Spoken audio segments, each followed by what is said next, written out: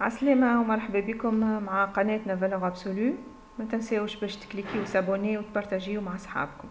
اليوم on va s'intéresser au spectre atomique niveau 4e année sciences et maths. Qu'est-ce qu'on doit retenir à partir de cette leçon? Donc, tout d'abord, que peut-on prouver à partir du spectre atomique? À partir du spectre atomique, on peut prouver que la lumière a un aspect corpusculaire, c'est comme un corps.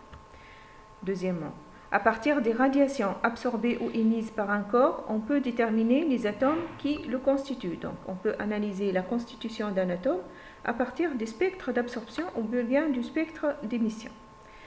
La première expérience que vous devez retenir, qui met en évidence la quantification de l'énergie que peut absorber ou émettre un atome, c'est l'expérience de Franck et Hertz. On décrit l'expérience. Ici, vous avez un canon à électrons. Vous voyez?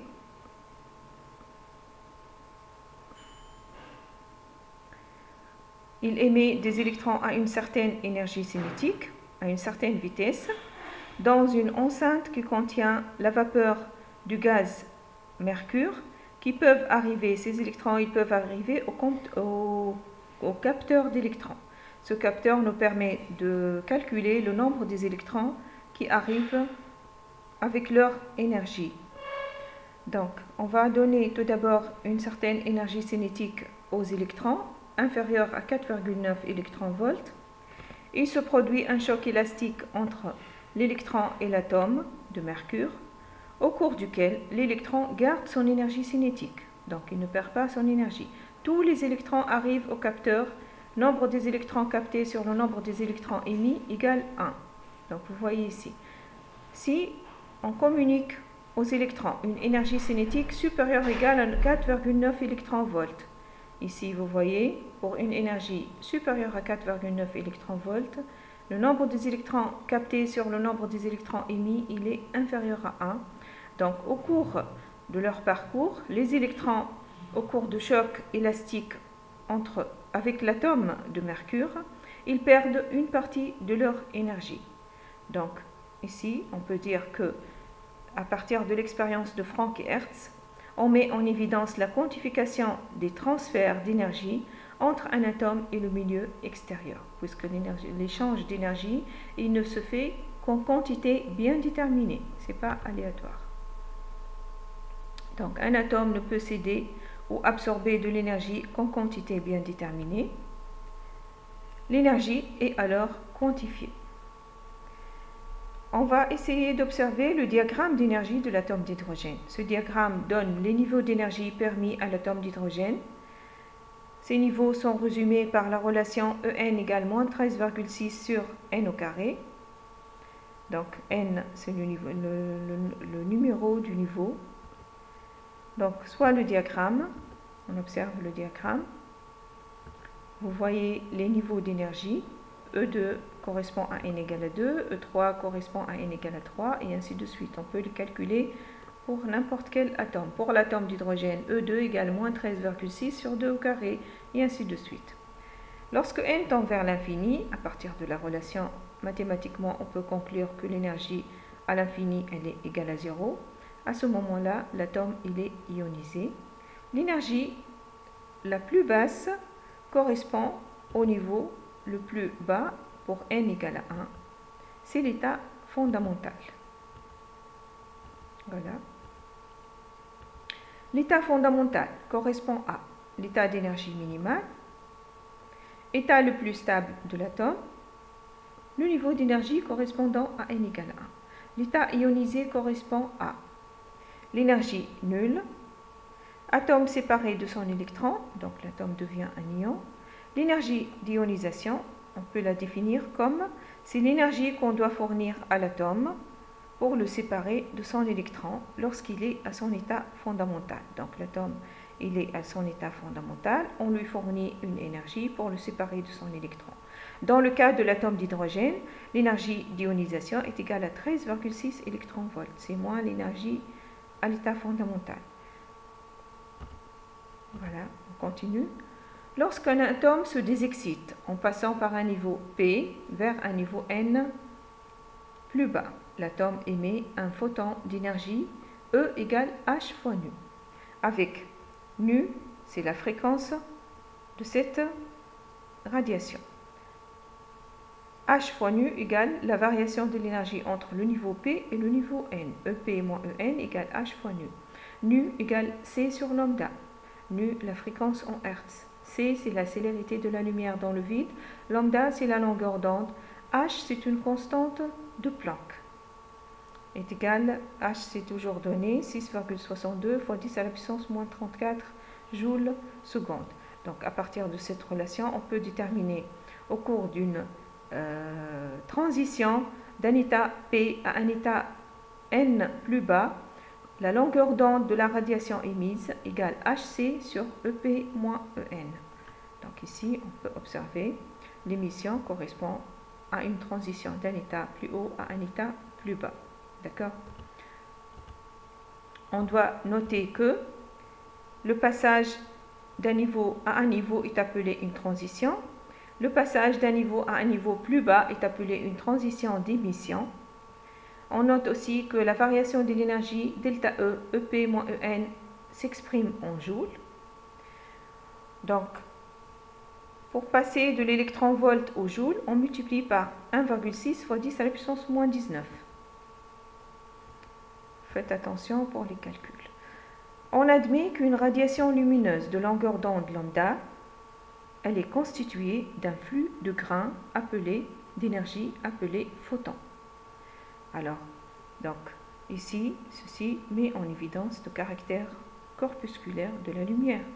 Donc, au cours d'une transition, il y a une émission d'une radiation, ou bien une absorption d'une radiation. Ce sont des photons. Donc, la lumière est considérée comme un ensemble de grains qu'on appelle des photons. Ces photons ont une masse nulle, une charge nulle et une énergie égale H fois nu. L'énergie, c'est la variation de l'énergie entre les niveaux de transition. Avec H, une constante de Planck, égale 6,62 fois 10 à la puissance moins 34 joules seconde, nu, la fréquence de la radiation.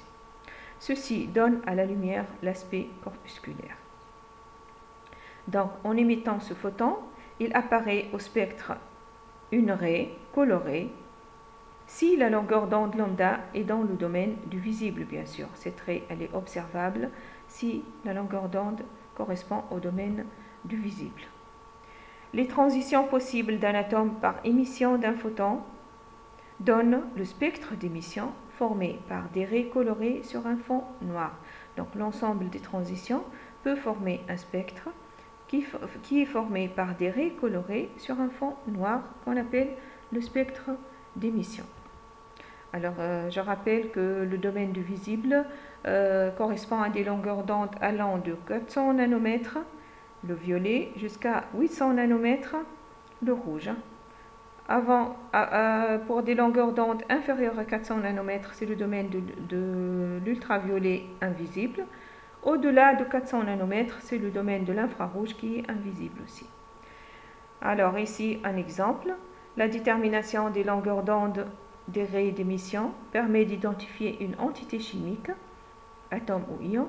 C'est la signature de cette entité chimique. Ceci dit que le spectre d'émission, ou bien aussi le spectre d'absorption, c'est une carte d'identité d'un corps donné.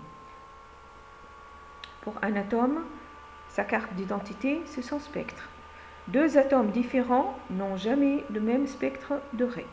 Vous voyez ici un exemple, spectre de raies d'émission des atomes de mercure et cadmium.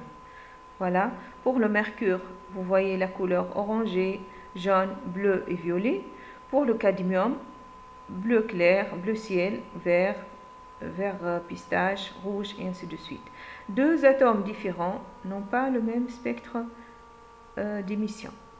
Donc le spectre d'émission, c'est une carte d'identité pour un atome. Voilà. Le spectre de raies est une carte d'identité d'un atome. C'est ça la conclusion, vous devez la retenir. Deux atomes différents n'ont jamais le même spectre de raies. On continue. Voici le dispositif qui nous permet d'obtenir le spectre d'émission. Alors, on décrit ce dispositif. on a ici une flamme d'un bec benzène.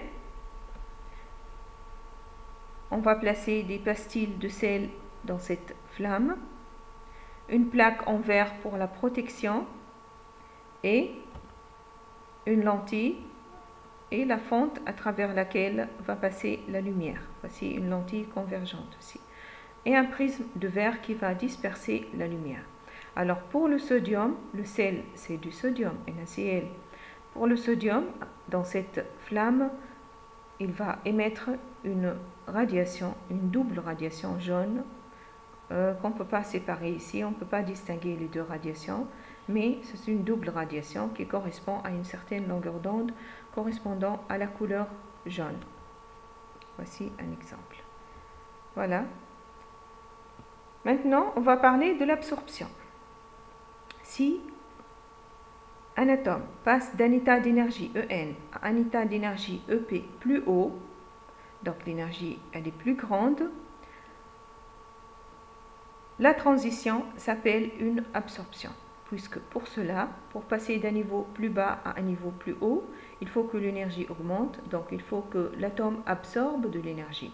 Donc cette transition s'appelle une absorption. Voilà. Lors de la transition d'absorption de l'énergie, il y a absorption d'une raie qui paraît dans le spectre d'absorption, une raie noire dans un fond coloré. Dans un fond coloré.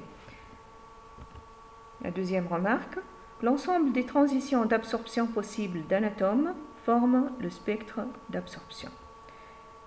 La troisième remarque, la position des raies sombres dans le spectre d'absorption correspondent aux mêmes positions des raies colorées sur le spectre d'émission. Exemple, on va essayer d'observer le dispositif permettant à obtenir le spectre de raies d'absorption pour l'atome de sodium. Ici,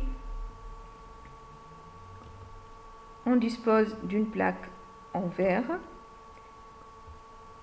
une lampe à vapeur de sodium, vous voyez ici au début du dispositif, une lampe à vapeur de sodium, une plaque en verre et une flamme dans laquelle on va placer des pastilles de sel aussi. Ici le verre pour la protection, la fente, la lentille et le prisme.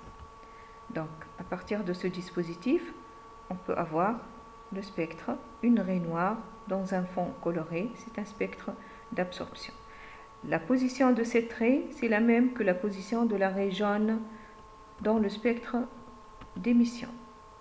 Voilà, on termine avec cette partie.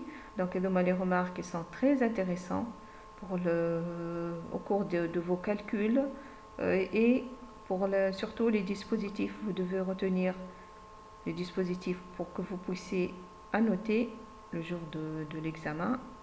Donc je vous souhaite bonne chance ومرحبا بكم مرة أخرى et à la prochaine. وكالعادة ما تنساوش باش تبارتاجيو مع الناس الكل باش الناس الكل تستفاد ونتمنى نتلقاو مرة أخرى avec une autre partie. بسلامة.